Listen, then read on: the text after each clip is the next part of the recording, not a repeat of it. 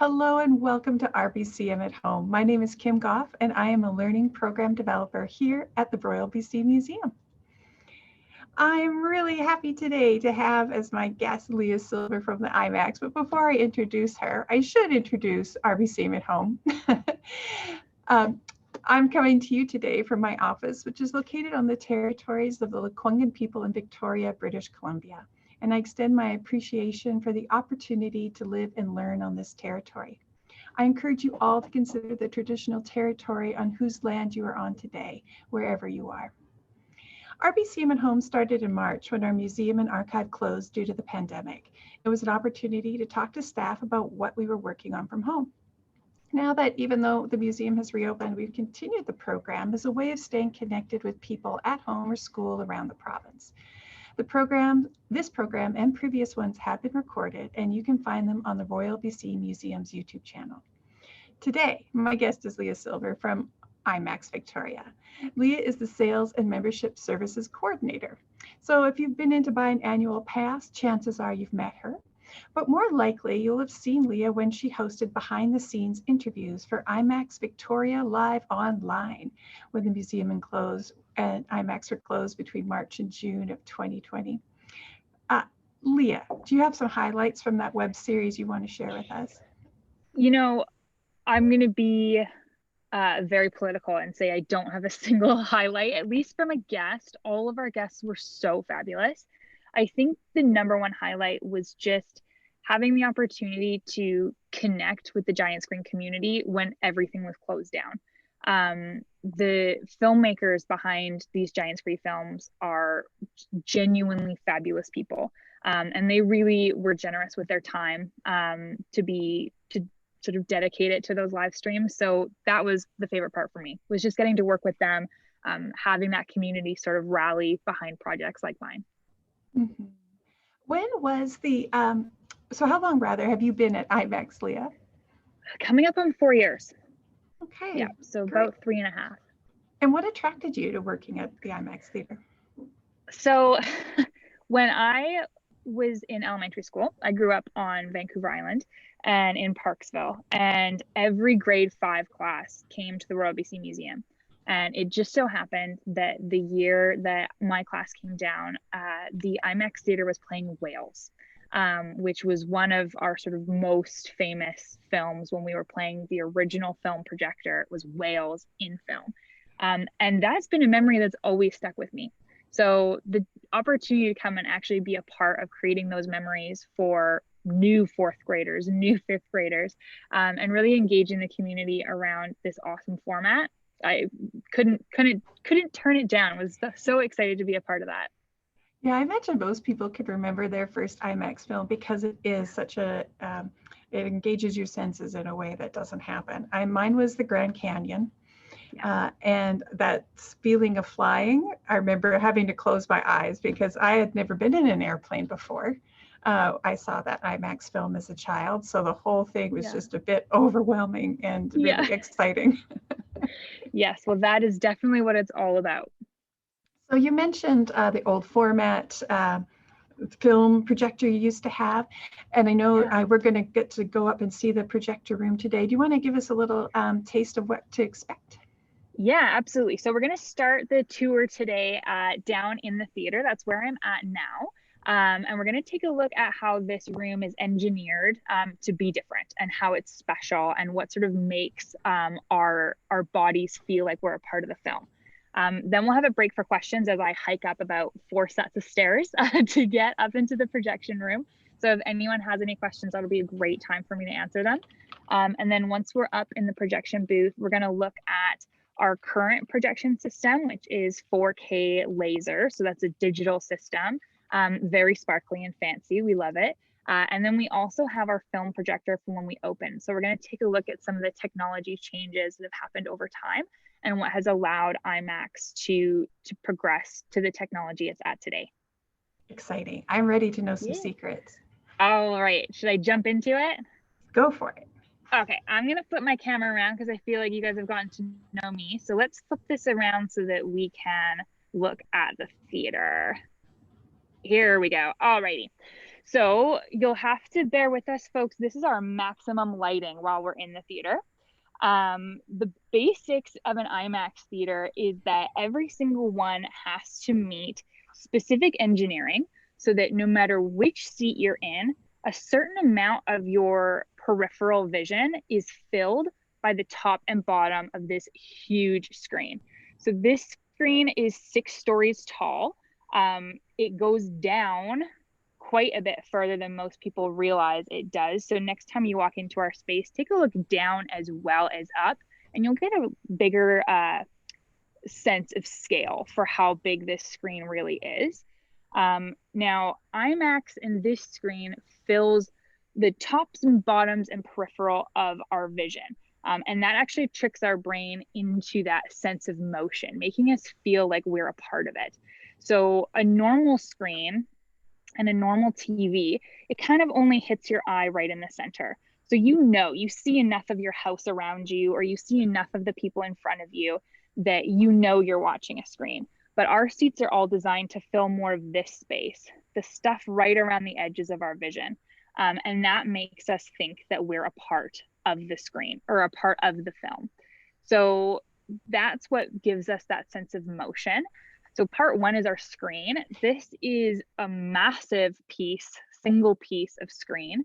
And behind it, I can't go behind it today, but behind it they're these shaker cams. And they vibrate whenever we're playing a film. I believe there's about 55 of them at different intervals across the screen. And they shake at a high vibration so that when the light from the projector is hitting the screen, it wants to bounce off of it. And when it bounces off of it, it creates these little speckles that don't look great. It's almost like white noise for your eyes. So those shaker cans vibrate at a really high frequency, which allows the screen to absorb more of the light, which stops us from having those speckles. So all rigged up, they're super close. They're about a centimeter away from the actual screen itself. They're shaking constantly. So you can't see it, you can't hear it, but that's happening behind the screen as you watch at IMAX. And then the last thing that I wanted to talk about for engineering in the theater is our sound system. So we have 12 channels of surround sound in this space. So looking there, you can see a couple of our channels. So the very far back corner is one. I don't know if you can quite see in the dark, but there's one about halfway down the wall. And then on the very top, you can see 4 more channels. I don't know if you can quite pick those out. And then the same thing is mirrored on this side. Yeah, we can see those dark boxes up there. So perfect. Yeah. Yes. So those are speakers.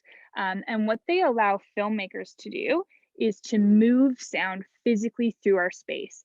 So instead of just having sound coming directly at us from the speakers that are located behind the screen, our sound can travel all the way around the space through all of these different channels. So a filmmaker can say that there's a bird flying, and the bird starts here. And as the bird flies in our field of vision, the sound moves through the space. So we feel like the bird has flown behind us and then wrapped around to the other side, all through sound. And then he comes back onto the screen. And we get the sense that that bird has looped around us because our senses are used to that. So the IMAX system kind of tricks our brain. It's not lying, but it's tricking us. It's saying that this bird flew around us when really the filmmakers just moved the sound around the space. So that's some of the basics of IMAX engineering and what makes this space special. We love our theater, so I'd love to hear, as I head up into the projection booth to take a look at some of the technology, do you have any questions for me about how our space is designed or how your experiences in the space at IMAX Victoria? So a reminder that folks can use the chat or the Q&A at this point if they have questions for Leah. I was curious, you said the screen is 6 stories. How many feet is that? Oh my goodness. I used to say a number and I got it wrong once. And so now I'm really self-conscious of what that number is. So I don't know, but I can post that. Like 600 feet, says Graham. So I'm not sure about that. I don't have the exact number on me. Sorry, Cam. That's okay. I know it's just very big. It's very big. It's very big. It is 1 square foot. So now we're into feet, the American system. It's 1 square foot larger than the screen at in Seattle, the big IMAX screen in Seattle. So we're kind of proud of that. Not that it's a competition, No. but we like to be bigger for sure. Is it the biggest one in Canada? It's the biggest in BC. There is a bigger screen, I believe there's a bigger screen in Toronto or Ottawa. One of the two has a bigger screen than us, but it's one of the biggest in Canada for sure. Now I see you've come up the stairs, through some high security doors. Totally. So we're well and truly behind the scenes now, folks. This is the projection booth. I'm going to flip my camera around again. Here we go. So this is a working space. So there's papers, there's ladders, there's all kinds of things up here. Just so you get a sense of where we are. This is the viewing window down into the theater. So that's where we just were. There's our big screen. So the projectionists can watch from up here to make sure that the films are playing as we expect. We do have a live projectionist on site at all times. This isn't a computer automated experience. There's a human up here doing the work. I'm going to step through this tight space here and you'll see a little bit more of our space. So these are our 2 fabulous projectors that we have up here. On the left is our 4K laser projector. That's the gold standard new shiny product from IMAX. We love it. And on the right is our film projector that we opened with more than 20 years ago. And having these 2 things side by side really show the evolution of IMAX. So just as an example, let's start talking about the film projector, which is just a fascinating piece of equipment. So this is our IMAX film here. So you can see this is sharks, which is awesome because we had someone commenting about sharks earlier. So you can see our film there. One of the biggest original adaptations of IMAX was around this. It was just around the film itself. When the 6 Canadians who invented IMAX started. So it was all about the Expo 67 in Montreal. They wanted to create this giant screen experience. And in order to do that, they needed a different way to collect film. So they took originally film, the panels would be running edge to edge this way. So they just took the film and they rotated it this way. And that allows them to capture way bigger images. But by just doing that little flip, they had to redesign this whole projector and the way that projection systems worked. So if this projector was up and running, we'd have these panels of these plates of film, which we have 2 here. The film runs in as the sharks are showing us here and runs past a big bulb. And the bulb, which would kind of be down in there, projects the image onto the screen. Here is what that bulb actually looks like, folks. So this would be water cooled to make sure that it doesn't overheat. And just compare this to your filaments at home. That gap there is where the electricity is passing through to create the light. So this is a huge light bulb. And this is actually under a ton of pressure. So we need to handle it with care. So all of the power creating the image is from here. When we move into our new projectors, these lovely digital pieces here, these use class 4 lasers as the source of light. So the power difference between this light bulb and a class 4 laser, a class 4 laser can cut steel. So this light bulb is amazing and is fabulous, but it cannot cut a piece of steel with the strength of light coming out of there. So this is much, much more powerful. It uses a proprietary light engine to bring the films to life and essentially gives us unlimited power for creating colors and brightness. So you just get a much crisper image, where with light bulbs, it can be a little bit gray. So we get a lot darker darks and a lot whiter whites. So we're really proud of that. I was speaking about 3D technology earlier. You can kind of see here, there's 2 projectors side by side. They're a matching set. And oh, I'm just getting a low battery notification, folks. So I might need a replacement phone, Jenny, if I can say that to you. I might need a different phone to be brought up to the booth here. I'm so sorry, but I'll continue. So we have these two projectors side by side. When you're sitting down in the theater wearing your 3D glasses, each of the lenses are communicating with one of these two projectors. The left projector is communicating with your left lens, and the right projector is communicating with your right lens.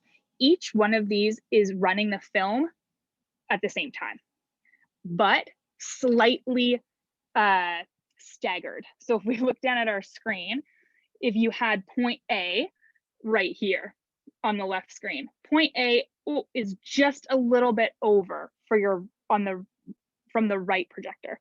So that creates this staggered image, which is why when you take the glasses off, it looks blurry, because you have these two overlapping images where when you put the glasses on, they're communicating with that light, just again, trick your eye into thinking that you're seeing a three-dimensional image.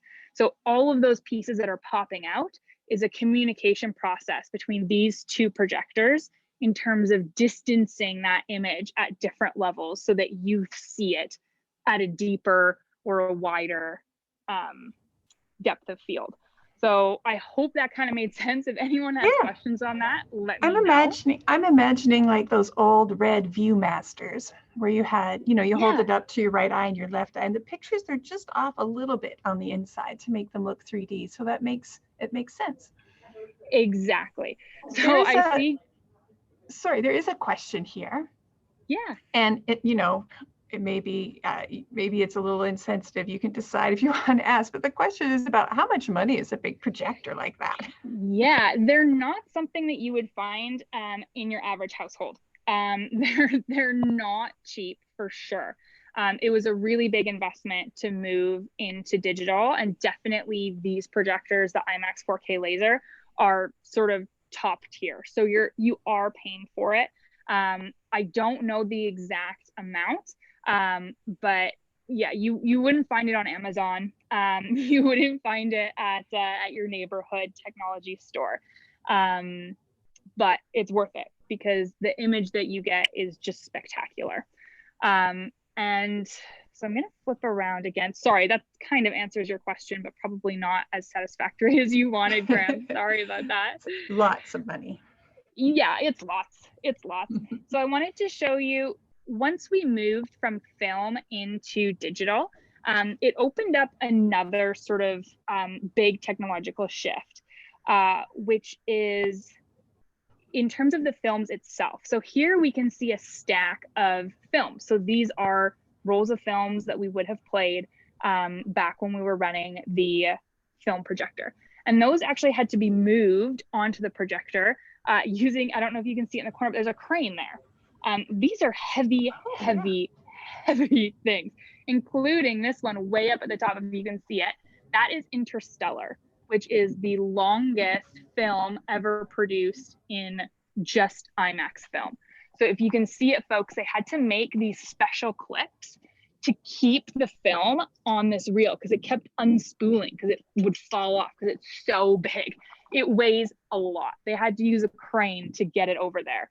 Now that we use digital, all of our films come to us like this. They come in these boxes.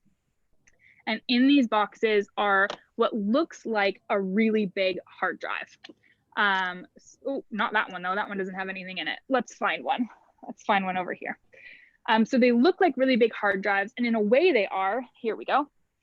So here, they look like this. That's how we get a film. And what they are is 3 drives put together. The file on it is encrypted, and it gets, ooh, I'm in the wrong spot. Let me go over here. And it gets loaded into our server, which is there, that tower there. And there's where it sort of unlocks the film. And it's all digital. The amount of information is massive. The projectionist, one of our projectionists, Rennie, was explaining it to me yesterday in terms of the file sizes that we're dealing with. And to be honest, folks, it went over my head. A little bit too technical for me to understand, but there are these huge files that get unpacked from these, they're called DCPs, digital cinema packages. And from there, so Chris just arrived with the backup phone, so we might get some bumps here as we flip over to a different device. So hang with us, folks. But what it allows us to do, having DCPs, these little packages instead of films, is run more content. We're able to run more films in a day because we're not flipping it over from a palette to palette. We are able to test out new product because there isn't a huge expense in getting films to us. We can get them fairly easily. So it opens a whole new world of content creation and access to content, which is awesome, right? We all want more content and we can be more receptive. So we have a learning program with educators where if they have a specific curriculum point that they want to address that they think an IMAX film will do the trick for, we can find a film and we can play it for them. We're not really able to do that in film because the cost of getting that film here, getting it set up in the projector, inhibits it.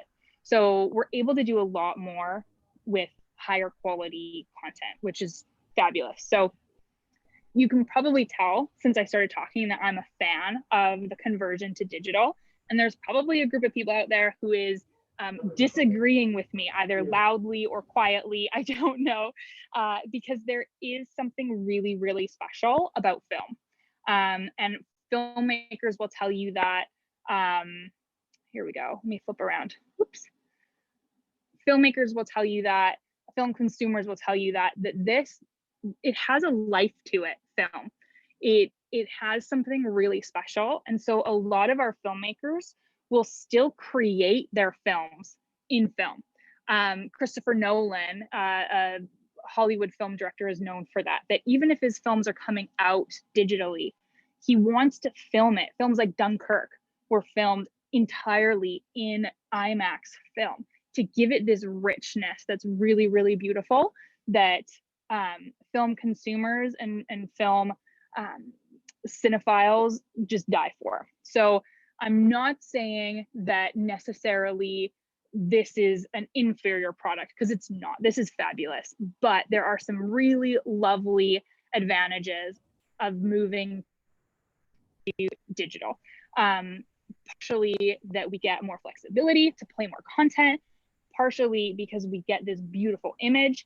And then thirdly, which I haven't really addressed yet, it also frees up filmmakers to go places that they've never been able to go before.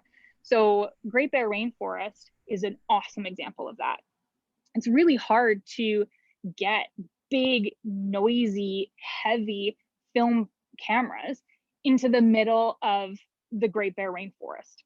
How are you going to get it there, right? It's difficult. So moving to cameras that capture in digital also allow us to see brand new things. Kim, you gave me an awesome example of the Grand Canyon. That film was filmed in film itself. Most of it captured from the underbelly of a helicopter or a plane, because that's how big a craft you need to carry those huge IMAX cameras. So now filmmakers have the opportunity to do that, to rig up these huge film cameras under planes or on the sides of boats, as well as take little, almost handheld, shoulder-held cameras right into a forest, right into a cave, and get content that you would never be able to get in film. So a lot of new opportunities there. And I might just pause for some questions if anyone has them. I've seen some pop up in the chat just while we switch cameras here before my battery dies. So sure. Kim, I'll hand it back to you to facilitate some questions for me for just a moment. Sure. And Leah, just so we only have about 5 minutes left anyway. So if your camera's got enough life, you might be okay. But just, you know what? That's just why don't we push it? And if I go black for a second, Chris is waiting in the wings here with a new camera. So we'll roll with it. Thanks, everybody. Okay. There are a couple of questions here for you.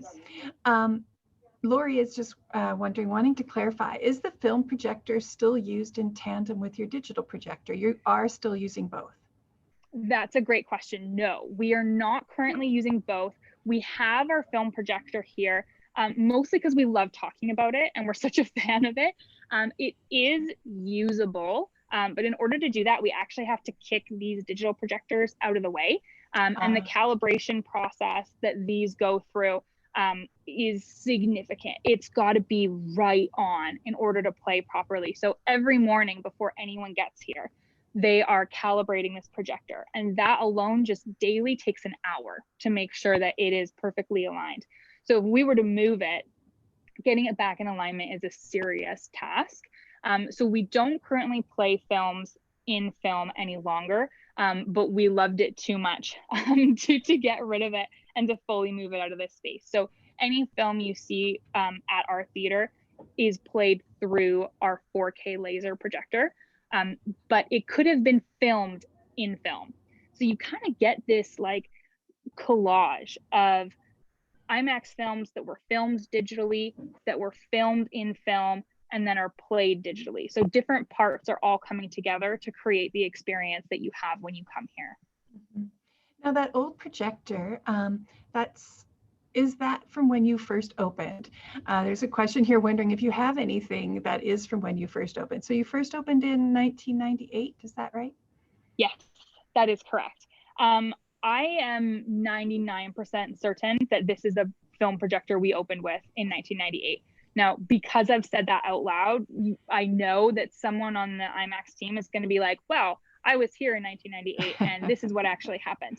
But I am really as close to positive as I could be without getting myself into trouble. And we do have some of our films that we played quite a long time ago here as well. So I'll flip screens again. So we have your, Kim, we have your Born to Be Wild here. It's there. That's the film Born to Be Wild. We have Gold Fever. I don't know if anyone remembers the museum exhibition that the RBCM Museum had around the Gold Rush. So that's the film we played alongside that exhibit. Cool. Oh, there's our humpback whales in film. We've got, that's Arctic. I don't know if anyone remembers these titles, but I know I do. Now, another question about when you first opened, do you happen to know who designed the theater? Do you know the firm that designed it? I don't, Kim. I don't, but I can find that information. Yeah, that's a tricky one. Oh, cool. Well, I can, here it is. We'll keep track of the person who asked and we'll see if we can find that out. We'll email you. Yeah, absolutely. That was Tom who was asking. So we'll see if we can find out. What is the oldest film up there? You just showed us a bunch. Do you know which one's the oldest? I think we have Beavers here, which would be a very old film. We have Mysteries of Egypt. We're getting really dark now. But we have Mysteries of Egypt that we played. That would have been one of our first films that we played here. Just looking down. Sorry, it's just so dark, folks. I know you can't really see much there. But we have Hubble. So that was one of the sort of films in the 90s as well. So we have a selection of films up here from the 90s for sure, but I'll hesitate to say exactly what was sort of the first or what is the oldest. No worries.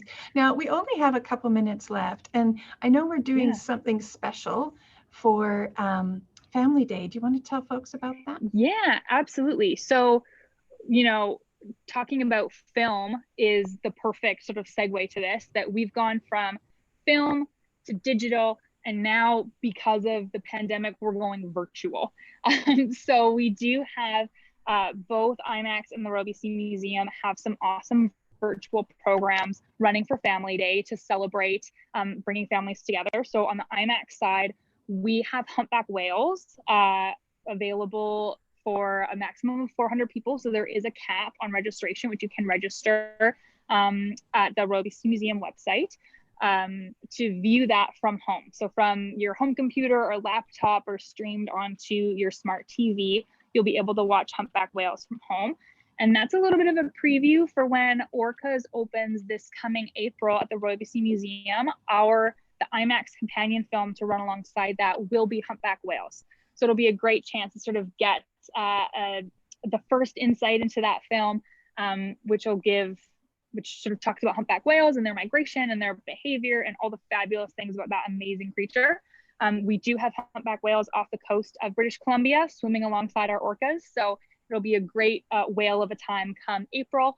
And this will be a preview for you for the folks who register for that. And so if people are interested in registering, that is on the Royal BC Museum's calendar of events.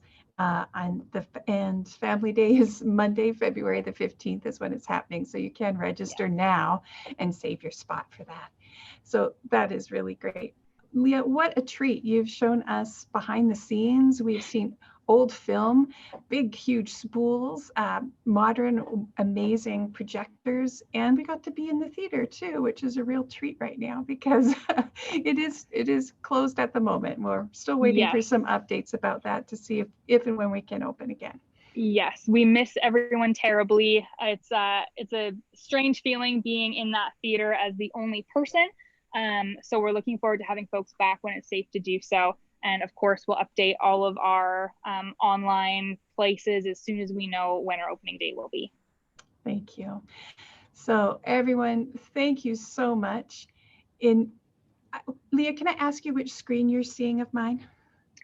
Thanks for joining us. And nice big letters? Absolutely. Okay, good. So thank you, everyone. If you joined us late or you missed something and you want to go back, this has been recorded and you will find it on the Royal BC Museum's YouTube channel. So please have a look there. You will also find information about our future at-homes, at-home kids, and outside programs. My next program is February 2nd, and my guest and I will be talking about the Lunar New Year. And we're so glad you can join us for this program. And if you are able to support us, please consider making a donation or becoming a member. Of course, we understand if you can't, and don't worry, this program will always be free for you to enjoy. So until next time, take care of yourselves and one another.